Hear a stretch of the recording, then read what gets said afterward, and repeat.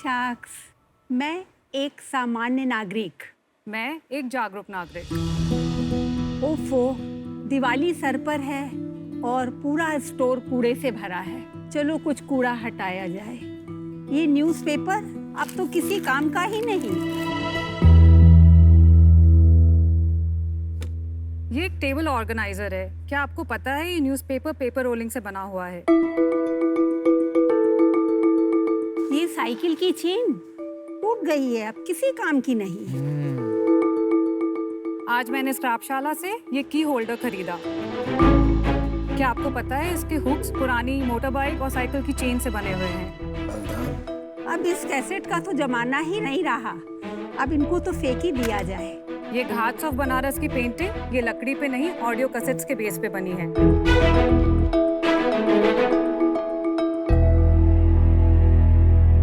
मैं मधु शाह, ये मेरी बेटी शिखा शाह। नमस्ते शाक्स, हम बनारस से हैं। CPCB के डेटा के अनुसार मुंबई में हर रोज 7 lakh kilo non biodegradable waste generate होता है। इसका 90% सीधे कचरे के ढेर में जाता है। स्क्रैपशाला अपने प्रोडक्ट्स और सर्विसेज से इस बढ़ते हुए कचरे के ढेर को कम करने की एक खूबसूरत पहल है। हमारे प्रोडक्ट्स और सर्विसेज का इस्तेमाल होम डेकोर, लाइफस्टाइल और गिफ्टिंग में किया जा सकता है, जैसे कि ये इको ब्रिक से बना टेबल और स्टूल। ये पूरा का पूरा products 15 kilo single waste plastic से बना हुआ है। स्क्रैपशाला के सारे प्रोडक्ट्स कारीगरों द्वारा हाथ से बनाए गए होते हैं, जो बनारस के आसपास ही स्थित हैं। घर की बालकनी से एक बड़ा वर्कशॉप, एक आर्टिसन से 15 आर्टिसंस, 500 से ज़्यादा प्रोडक्ट डिज़ाइंस, 5000 से ज़्यादा कस्टमर, बनारस से पूरे भारत में ऑर्डर्स और बहुत सारे स्ट्रेंजर्स का सपोर्ट। 2016 से 2021 की जर्नी ने स्क्रैपशाला को एक प्रोडक्ट बनाने वाली कंपनी से एक लहर बनाया है, जो अपसाइक्लिंग को एक ऑर्गेनाइज तरीके से भारत के हर कोने में ले जाने के लिए अब तैयार है। आज हम स्क्रैपशाला के लिए 50 लाख की इन्वेस्टमेंट चाहते हैं 10% इक्विटी के बदले में। शिव की जान है काशी, स्क्रैपशाला की पहचान है काशी। कला के माध्यम से हम देश के वेस्ट को घटाएंगे, महिलाओं को हुनर सिखाकर उनका आत्मबल बढ़ाएंगे। अब कौन सा शार्क आएगा जो हमारे साथ जुड़ जाएगा और हमारा प्राउड सपोर्टर कहलाएगा। क्या वाह, बहुत खूब, इतनी बहुत अच्छी खूब। कविता। क्या कविता है, थैंक यू। बहुत सुंदर। बिल्कुल मेरी मम्मी की याद आ रही है मुझे। आपने खुद कविता लिखी है? मैं पोएट भी हूँ, मेरी एक बुक भी निकल चुकी है। ओह वाह। वाह। मम्मी ने मेरे को कंडीशन ही रखी थी, मैं शार्क टैंक में तभी तुम्हारे साथ चलूंगी, मेरे को पोएम पढ़ने दोगी तब। Oh how sweet. मेरी मम्मी भी कविता लिखती है और उनकी भी एक किताब निकल चुकी है। बड़ा अच्छा लगा सुन के। Welcome to Shark Tank. Thank you. I think बहुत रेयर है एक माँ बेटी की जोड़ी ऑफ एंटरप्रेन्योर्स। तो हाउ इज इट लाइक आपके लिए वर्किंग टुगेदर, एंड आपने क्यों एक साथ स्टार्ट किया, आप कैसे ये डिसाइड हुआ? मेरी माँ ने मुझे बचपन में एक शौक दिया था, पुरानी चीज़ों से नया बनाना। इसी शौक को लेकर मैं आगे पली बढ़ी। मुझे एक प्लास्टिक की बोतल कूड़े में फेंकने की बजाय कुछ बनाती हूँ तो मुझे लगता है मैंने देश में एक कूड़े को बचा लिया। ऐसे करते करते मैं छोटे छोटे प्रोडक्ट्स बनाने लगी। जब शिखा चेन्नई IIT में थी, मैं रोज़ उसको फोटोग्राफ्स डालती। इसने मेरे प्रोत्साहन को बढ़ाया और आज ये इतना स्टैंड कर गया है, देश नहीं विदेश में भी इसकी एक अपनी पहचान बनती जा रही है। तो आप दोनों ने 2016 में ये स्टार्ट किया और आप IIT मद्रास इंजीनियरिंग के लिए गई थी? नहीं, मैं वहाँ पे incubation cell RTBI rural technology and business incubator में अपने एक आइडिया को एग्जीक्यूट कर रही थी। जब मैं वापस आई 2016 में, तब हमने घर की बालकनी में अपने पहले पेंटर को बिठाया और हमने कुछ बियर बॉटल्स को पेंट कराया।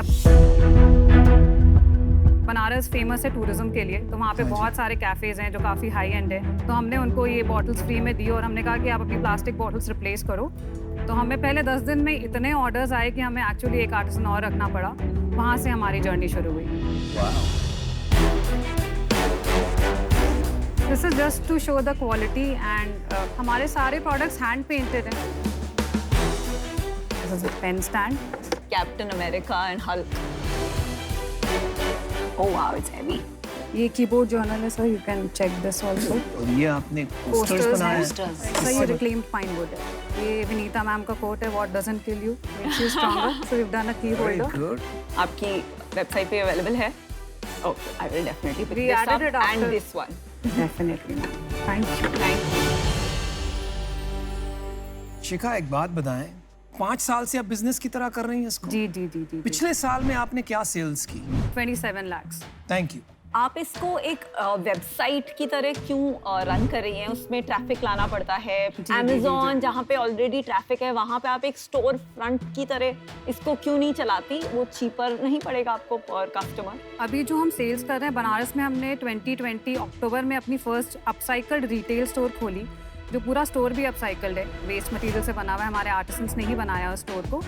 हमारी ई कॉमर्स भी हमने लास्ट ईयर ही स्टार्ट की है। इसके पहले हम फ्लिपकार्ट जैसे बहुत सारे प्लेटफॉर्म से सेल कर रहे थे, बिकॉज हमें पता था कि हम खुद की वेबसाइट शुरू करेंगे तो ट्रैफिक नहीं आएगा। तो जैसे एंटरप्रेन्योरशिप की जर्नी में सीखने मिला था कि एकदम से बिजनेस को एक्सपैंड नहीं करना है, लीन तरीके से चलना है। तो we always run the business in a very lean. We fact COVID में भी हमने कोई लॉसेस नहीं किए, हमें किसी आर्टिसंस को निकालना नहीं पड़ा, क्योंकि बिजनेस इतना लीन था कि सर्वाइव करना बहुत ईजी था। हम बॉम्बे, दिल्ली जैसी जगह पे एक रिटेल आउटलेट खोलना चाहते हैं जहाँ पे लोग फिजिकली एक्सपीरियंस कर सकें, एडुकेट हो सकें। अगर आप ऑनलाइन हो तो बड़ी सिटी में चलने की जरूरत ही नहीं है, ऑनलाइन से ही ट्रैफिक आ जाएगा, आपको बड़ी सिटी से भी आ जाएगा। हाँ sir, but it's not a common product. जब आप किसी को बोलते हो कि वेस्ट से अपसाइकल हुआ है तो वो नेगेटिविटी पहले ही आ जाती है प्रोडक्ट को लेकर। या तो जब वो एक्सपीरियंस करेंगे इसको टच करके कि क्या डिफरेंस है, देन वो मार्केट में पुल आएगा। तो आप इसको प्रोनाउंस क्यों कर रही हैं, आपका अपना नाम स्क्रैपशाला रखकर? सर फर्स्ट 2016 में इसी को ब्रांड नेम रखा था, तो एज सच कभी चेंज नहीं लेकिन किया। आप समझ रहे हैं अभी वीकनेस बन रही है वो। yes, नहीं, बट yes. अनुपम, मुझे नहीं लगता ये वीकनेस है। आजकल purpose driven brands is what everyone likes, and आप जब बताते हैं कि आपने स्क्रैप से इतनी सुंदर चीजें बनाई है, तो I think it's a matter of pride, गर्व की बात है। तो I don't think it has a I don't agree. Negative. I think purpose-driven brands are different from calling your brand scrap. Scrap शाला मतलब आप स्क्रैप से सुंदर चीजें बना रही है और उसके लिए आपके पास एक शाला है। चलो, difference of opinion है। या शिखा, जो चैलेंज क्या होता है कि अगर इंस्टाग्राम जहाँ से आप सबसे ज़्यादा स्केल कर सकते हो, फॉर इंस्टेंस इंस्टाग्राम में कंज्यूमर मुझे लगता है क्यों कन्वर्ट हो रहे होंगे जब आपकी वो जो येलो प्लेट वो ब्लू बॉटल उनकी पिक्चर्स देखते हैं तो बहुत टेम्पटिंग लगता है। तो वो शॉप करते हैं। Correct. अभी जब जितना आप स्केल करेंगे लोग अच्छी product, good looking product at good price चाहेंगे। नाउ जब अपसाइक्लिंग का चैलेंज ये होता है कि अपसाइक्लिंग में इफेक्टिवली बनाने की कॉस्ट एक नॉन अपसाइकल प्रोडक्ट से ज्यादा हो जाती है, बिकॉज Absolutely correct. वर्क ज्यादा होता है। बिल्कुल सही बात। तो competing with non upcycling people becomes a challenge because आपके मार्जिन उनसे कम हो जाते हैं, और जब Correct. मार्जिन कम होते हैं तो आप मार्केटिंग में नहीं डाल सकते, आप इतने एड्स नहीं रन कर सकते। तो बिजनेस में स्केल में ये चैलेंज होता है हमारे ये अपसाइक्लिंग एंगल का। मुझे ये बिजनेस स्केलेबल नहीं लगता, इसलिए मैं इसमें इन्वेस्ट नहीं कर पाऊंगी। Best of luck, and I would personally be happy to help out in any way with the business. ये थोड़ा सा टफ बिजनेस है, बट ये बहुत अच्छा काम है। मेरे को ना बुरा भी लग रहा है मना करते हुए, but I am out of this. Madhu ji, I will not be able to partner with you on this growth journey, so all the best from my side. Thank you sir. मेरे को ये लगता है कि आपका ये जो बिजनेस है इसको एक आर्टिसनल बिजनेस बोलें या एक बुटीक बिजनेस बोलें, हर पीस अलग है और आपको हर चीज़ को बेचने में एक एफर्ट लगेगा। तो आप अगर इसको एग्जीबिशन में लगाएं तो हो सकता है बिक जाए, फ्ली मार्केट में लगाएं तो बिक जाए, बट ज़रूरी नहीं है कि अगर आपने इसको ऑनलाइन लिस्ट कर दिया तो वो उसी सेम स्पीड से बिकेगा। इसमें ज़रूरी नहीं है कि पैसा डाल के आपका स्केल भी आ जाएगा। ओके। तो इस कारण से एटलीस्ट मेरे को नहीं लगता कि उस एक इन्वेस्टेबल बिजनेस है, इसलिए मैं भी आउट। मधु जी एंड शिखा, मैं कब से आपके प्रोडक्ट्स को देख रही हूँ और ऐसा मुझे कोई डिफरेंशिएटर या कोई अनोखी या अलग बात ऐसे जंप करके नहीं आ रही है कि हाँ ये कुछ अलग है। मार्केट इतना क्लटर्ड है, भरे पड़े हैं products from scrap, and for that reason I am sorry I am out. Investor जब आ जाता है ना, वो खाली दोस्ती यारी में नहीं आता है, वो डिमांड करता है कि इसका इन्वेस्टमेंट इसको रिटर्न हो जाए। तो मुझे लगता है वो स्टेज पे अभी तक आप हो नहीं, इसलिए मैं आपके साथ नहीं जुड़ पाऊंगा आज। आई एम सॉरी, मुझे आउट होना पड़ेगा, बट फिर से कहता हूँ I wish you all the best Shikha and Madhu ji. Thank you very much for coming in today. Thank you. Thank you. Thank you so much.